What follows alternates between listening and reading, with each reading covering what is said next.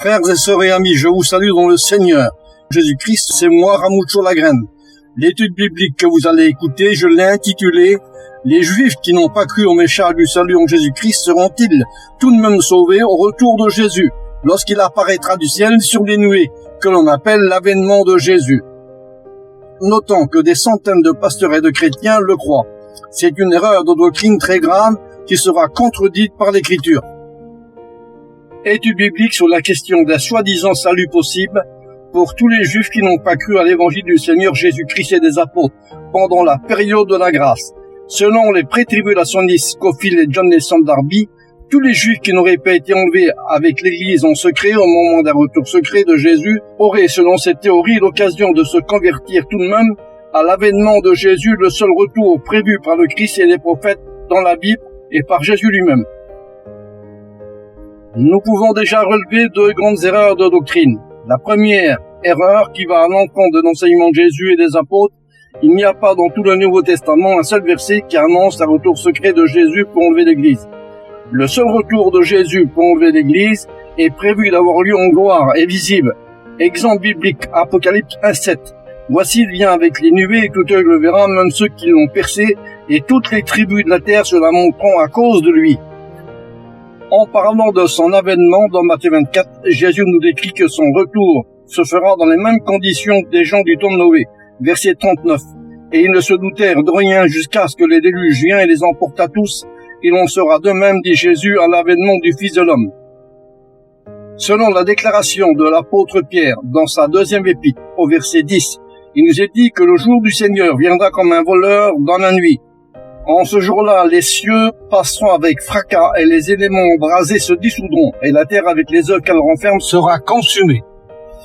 Ce chapitre important de l'épître de Pierre ne laisse aucune possibilité d'un autre moyen de salut possible après cette destruction des cieux et de la terre. Il ne laisse aussi aucune possibilité d'un soi-disant millénium sur la terre, cela est évident, puisque les cieux et la terre seront détruits à l'avènement de Jésus. Soulignons qu'au jour de l'avènement de Jésus, le premier miracle qui aura lieu, ce sera la résurrection des morts en Christ en un corps de gloire. Et ce sera, deuxièmement, l'enlèvement d'Église. Et c'est après la résurrection des morts en Christ que l'enlèvement d'Église aura lieu. La colère de l'agneau va s'exercer contre tous les impies. Pour les dispensationalistes et les pré-tribulationnistes, ce serait le retour en gloire de Jésus, qui est son avènement, qui serait le grand moyen de sauver tous les Juifs. Or, le seul moyen qui avait été prévu et prophétisé par les apôtres, par Jésus, dans l'Ancienne Alliance, pour sauver d'une part les Juifs et les païens, a été celui du sacrifice de Jésus mort à la croix du Calvaire. C'est la raison pour laquelle Jean 3,16 nous dit « Car Dieu a tant aimé le monde qu'il a donné son Fils unique afin que quiconque croit en lui ne périsse point, mais qu'il ait la vie éternelle. » Autrement dit, quiconque ne croit pas en Jésus est perdu. Or, le retour de Jésus a deux buts très précis et tout à fait bibliques. 1. Ressusciter des morts en Christ et enlever l'Église. 2. Punir les impies selon 2 Thessaloniciens chapitre 2. Le retour de Jésus ne sera jamais employé par Dieu et par Jésus pour sauver des milliers de gens. Selon la doctrine de Jésus et des apôtres, il n'y a aucune possibilité de salut possible pour les Juifs inconvertis après l'enlèvement de l'Église, comme il n'y a aucune possibilité de salut pour les non-Juifs après l'enlèvement de l'Église. Car selon l'Épître aux Romains, tous les hommes sont pécheurs et privés de la gloire de Dieu. Romains 3, 25. C'est la raison pour laquelle Dieu appelle tous les hommes en tout lieu qu'ils aient à se repentir, car il a fixé un jour où il jugera les hommes selon sa justice. Acte 17, 30. Note importante sur Romains 4.13. L'apôtre Paul fait vraiment la part des choses entre la loi et la foi. En effet, ce n'est pas par la loi que l'héritage du monde a été promis à Abraham et à sa postérité, mais c'est la part de la justice par la foi. Autrement dit, c'est la foi qui justifie le juif comme le non-juif. Les juifs comme les non-juifs restent des pécheurs perdus sans la justification et sans la rédemption qui était en Jésus-Christ. Il y a une grande différence entre un homme qui a été justifié par Jésus, par sa foi en Christ, avec un homme qui n'a pas été justifié. L'homme qui a été justifié par sa foi en Christ est désormais un homme nouveau d'un pécheur impie, souillé Par le péché, Dieu en fait un homme saint, un homme rempli du Saint-Esprit. Dans 1 Corinthiens 6, en parlant de l'ensemble des hommes pécheurs vivant dans le péché, Paul dira aux chrétiens qui ont été justifiés, c'est là que vous étiez quelques-uns d'entre vous, mais vous avez été justifiés au nom de notre Seigneur Jésus-Christ et par l'Esprit de notre Dieu. C'est de cette justification que la grande foule innombrable d'Apocalypse en a fait l'expérience. C'est la raison fondamentale pour laquelle elle se trouve devant le trône de Dieu et devant l'agneau. Soulignons que si l'homme pécheur ne croit pas en Jésus, que ce soit un juif ou un non-juif, il reste un pécheur aux yeux de Dieu. Par conséquent, tous ont péché et sont privés de la gloire de Dieu. Rappelons ici que Jésus a dit aux juifs incrédules qui ne voulaient pas croire en lui, vous avez pour pire le diable et vous voulez accomplir les désirs de votre père. Celui qui ne croit pas en Jésus est un homme perdu, qu'il soit juif ou non juif. Jésus est très clair sur cette question. Celui qui croira et qui sera baptisé sera sauvé. Celui qui ne croira pas sera condamné. Marc 16. Soulignons que la cause principale de la perdition de l'homme n'est pas dans le fait d'avoir tué ou volé. Saul de Tarse, qui deviendra plus tard l'apôtre Paul, était avant sa conversion un tueur de chrétiens, un persécuteur de l'Église. Lorsqu'il va rencontrer Jésus sur le chemin de Damas, il deviendra l'apôtre Paul. Dans Romains 9.2, Paul souligne une très grande vérité concernant ses parents, les Juifs, et voici ce qu'il dit à leur sujet. Verset 2. J'éprouve une grande tristesse et dans le cœur un grand chagrin continuel, car je voudrais moi-même être anathème séparé de Christ pour mes frères, mes parents selon la chair, qui sont israélites, à qui appartient l'adoption, la gloire, les alliances, la loi et le culte. Verset 6. Ce n'est point à dire que la parole de Dieu soit restée sans effet, car tous ceux qui descendent d'Israël ne sont pas d'Israël pour autant. Verset 7. Et bien qu'ils soient de la postérité d'Abraham, ils ne sont pas ses enfants. Mais il est dit en Isaac, tu auras une postérité, appelée de ton nom. Il faut maintenant savoir que tous ceux qui ont appris l'enseignement faussé de Scofield, imprimé en bas de page de la Bible, Scofield en 1909, annonce un salut général pour tous les Juifs au retour en gloire de Jésus, qui est son avènement. Pour cette théorie, ce serait le retour visible de Jésus qui serait le moyen de sauver la majorité des Juifs qui n'ont pas cru au sacrifice de Jésus. Il est bien évident que cette interprétation va à l'encontre de l'enseignement du Christ et des apôtres.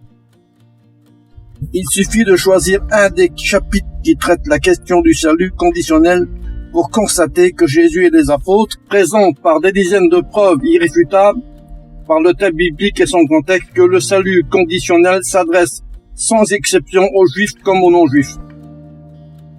Nous avons déjà cité une parole très importante comme un premier exemple. L'évangile du Christ et des apôtres est le seul moyen de salut pour sauver les Juifs comme les non-Juifs. Romains 1,16 nous atteste clairement cette grande vérité. Ce chapitre nous prouve que l'évangile est la seule puissance pour convaincre l'homme de sa culpabilité de péché. Voici les paroles de Paul, Romains 1,16. Car je n'ai point honte de l'évangile du Christ, c'est la puissance de Dieu pour le salut de quiconque croit, du juif premièrement, puis du grec, car devant Dieu il n'y a pas de favoritisme, parce qu'en lui, en Jésus, c'est-à-dire, est révélée la justice de Dieu par la foi, et par la foi, selon ce qu'il est écrit, le juste vivra par la foi.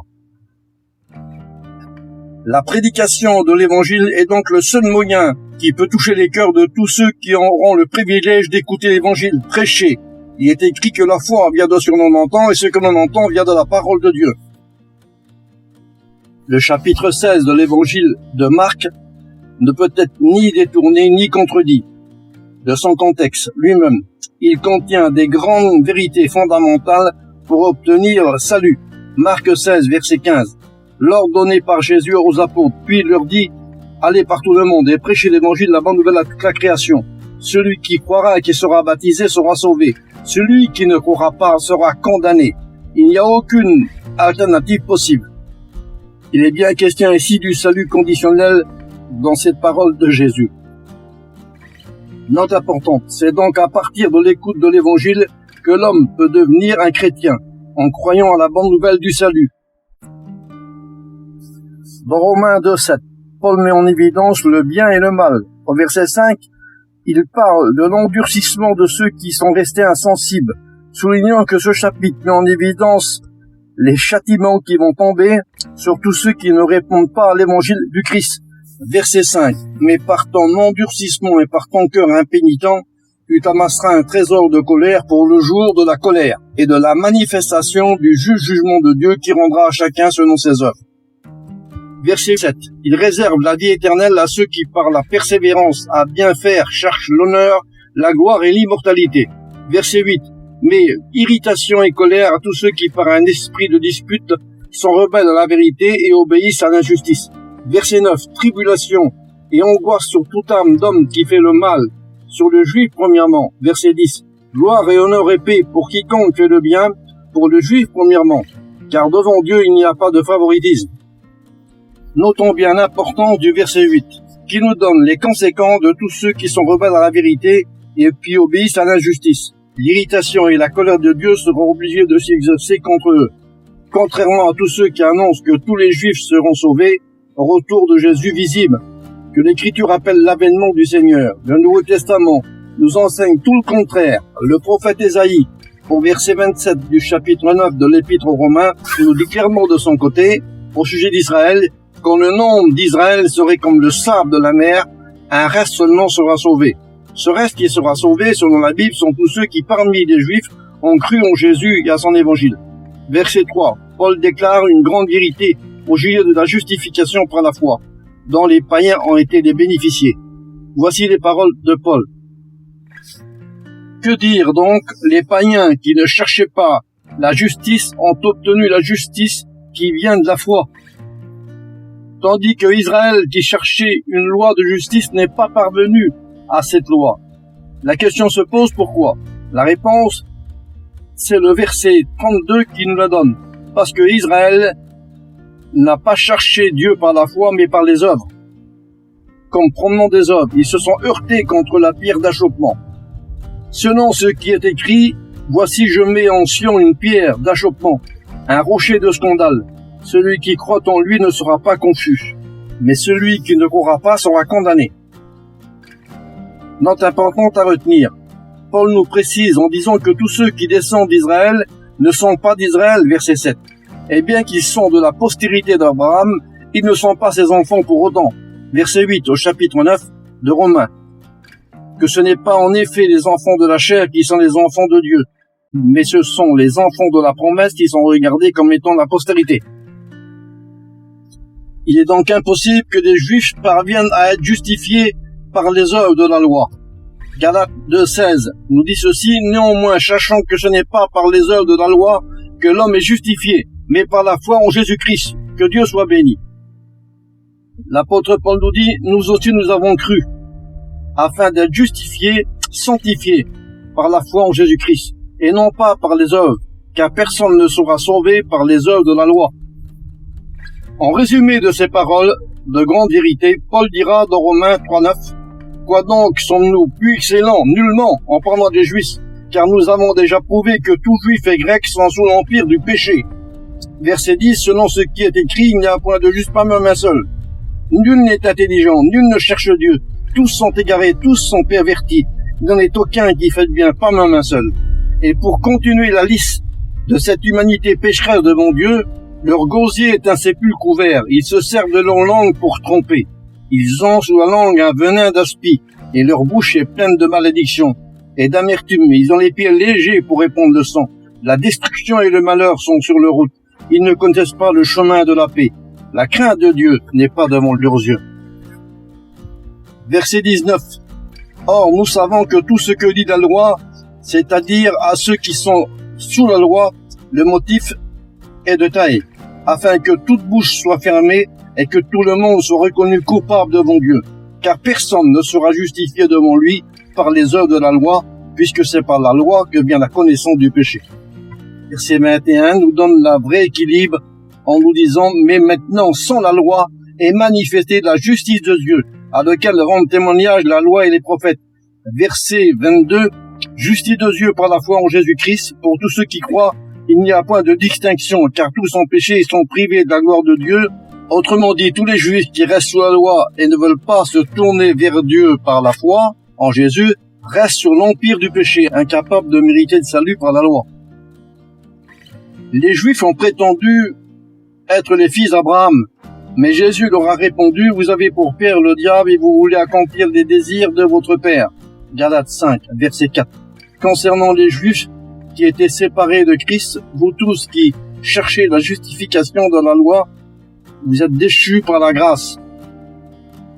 Une petite conclusion sera nécessaire ici. Je cite ici les paroles sévères et bibliques de Paul aux Romains 2,17. Citation. Toi qui te donnes le nom de juif et qui te repose sur la loi et qui te glorifie de Dieu, qui connaît sa volonté et qui apprécie la différence des choses étant instruit par la loi, toi qui te flattes d'être le conducteur des aveugles, la lumière de ceux qui sont dans les ténèbres, le docteur des insensés, le maître des ignorants, parce que tu as dans la loi la règle de la science. Verset 21. Toi qui enseignes les autres, tu ne t'enseignes pas toi-même. Toi qui prêches de ne pas dérober, tu dérobes. Toi qui dis de ne pas commettre adultère, tu commets des adultères. Toi qui en abomination des idoles, tu commets des sacrilèges. Toi qui te fais une gloire de la loi, tu déshonores Dieu par la loi, par la transgression de la loi. Verset 34. Le nom de Dieu, dit l'apôtre, est blasphémé parmi vous, parmi les païens. Je reviens sur la grande question de la foi en Jésus-Christ qui nous justifie. La certitude de Paul sur la justification par le seul moyen de la foi. En Jésus-Christ, Romains 5.1. Étant justifiés par la foi, nous avons la paix avec Dieu, dit l'apôtre, par notre Seigneur Jésus-Christ. Verset 2. À qui nous devons d'avoir part, par la foi, à cette grâce, dans laquelle nous demeurons fermes, et que nous nous glorifions dans l'espérance de la gloire de Dieu.